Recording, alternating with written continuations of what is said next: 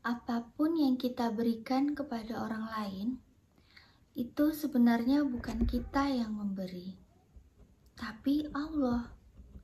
Kita hanya perantaranya. Termasuk apapun yang kita miliki, itu sebenarnya hanyalah titipan, dan semua ada amanahnya.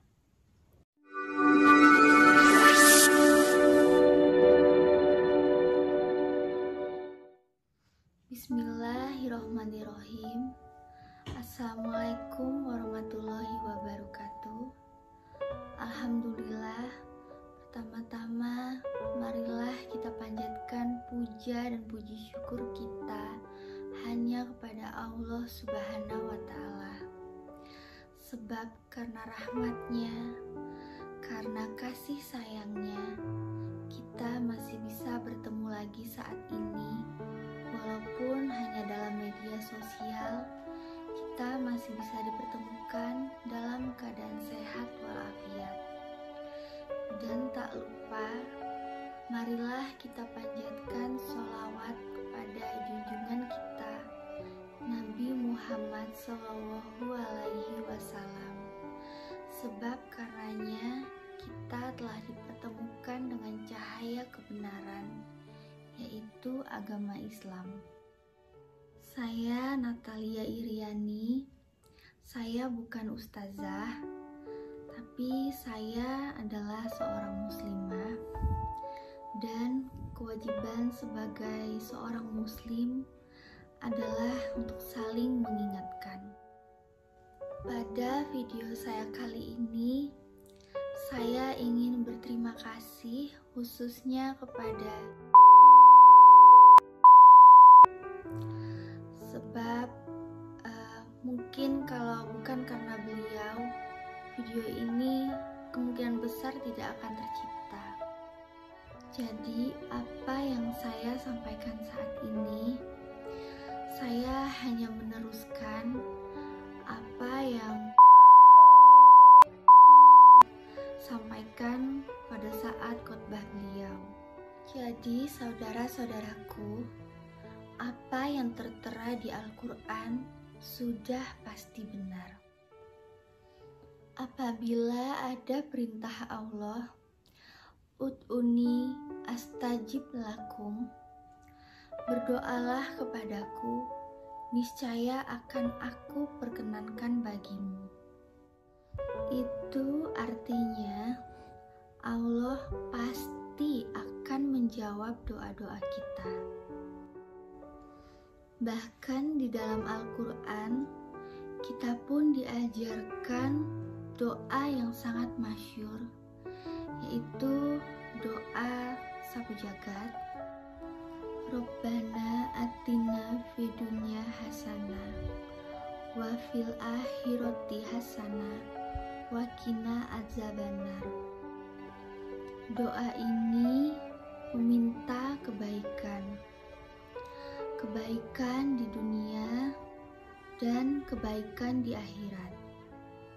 Artinya, apabila kita sudah berdoa dengan doa yang tadi, maka apapun keputusan Allah, kita harus meyakini bahwa itu adalah yang terbaik menurut Allah untuk kita. Kita harus husnudon, berbaik sangka. Jadi, apapun yang kita terima, baik itu dari yang kita minta ataupun yang kita nggak pernah minta sekalipun, itu sudah pasti adalah yang terbaik bagi kita.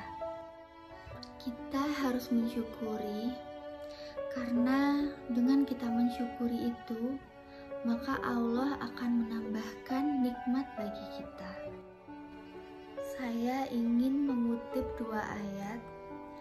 Inna a'toinakal kausar fasholli lirabbika wanhar. Artinya, sungguh kami telah memberimu nikmat yang banyak, maka dirikanlah sholat karena Tuhanmu dan berkurbanlah. Ini adalah perintah Allah. Jadi saat ini, untuk minggu depan ini, kita diperintahkan Allah untuk menyembelih hewan kurban bagi yang mampu. Jadi dalam hal ini akan ada hal besar dan istimewa yang akan Allah berikan kepada kita jika kita berkorban. Insya Allah. Lakukanlah kurban untuk mendekatkan diri kepada Allah. Pasti Allah akan menggantikannya dengan hal yang lebih baik.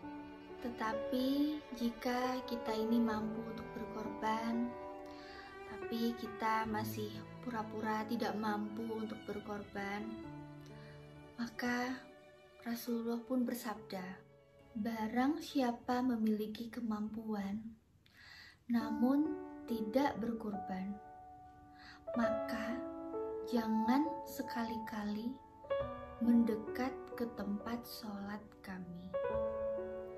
Ini peringatan bagi teman-teman yang sebenarnya mampu untuk berkorban, tapi pura-pura tidak mampu karena memang tidak mau berkorban. Mungkin ada teman-teman yang saat ini tergerak hatinya untuk berkorban. Tolong itu segerakanlah, karena itu tandanya Allah sudah menggerakkan hati kita untuk berkorban. Jangan sampai keinginan itu hilang, karena hakikatnya begini, apapun yang kita berikan kepada orang lain, itu sebenarnya bukan kita yang memberi, tapi Allah. Kita hanya perantaranya saja. Termasuk apapun yang kita miliki, itu sebenarnya hanyalah titipan, dan semua ada amanahnya. Janganlah kita menjadi kufur nikmat dan kikir akan apa kepunyaan Allah. Jadi, bagi teman-teman yang sudah sedekah, gak perlulah diposting-posting. Aku kan posting hanya untuk memotivasi teman-teman supaya mau bersedekah. Jangan lakukan hal-hal seperti itu. Jadi biarlah kalau ada yang mau posting, itu biar orang lain saja. Kita cukup lakukan bagian kita. Lagian kalau diposting, itu dapatnya paling hanya pujian. Sedangkan pujian itu yang paling berhak hanyalah kepada Allah. Jadi ngapain juga kita yang mendapatkan pujian? Bagi teman-teman yang tergerak hatinya mau berkorban atau mungkin mau menyisihkan sedikit dari hartanya, sini saya punya referensi di Pondok Pesantren Yatim Duafa Al-Ikhlas Singosari Malang yang diasuh oleh Ustadz Muhammad Ali Zubair. Untuk info lengkapnya saya tulis di deskripsinya ya.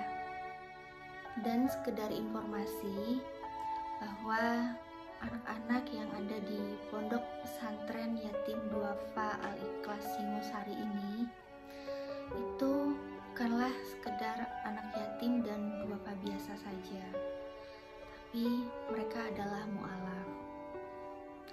Dan bagi teman-teman mungkin yang non-muslim yang sedang menonton video saya saat ini, yang kemarin-kemarin sempat bingung atau sampai komentar kenapa saya sudah bisa mengaji, teman-teman gak perlu kaget.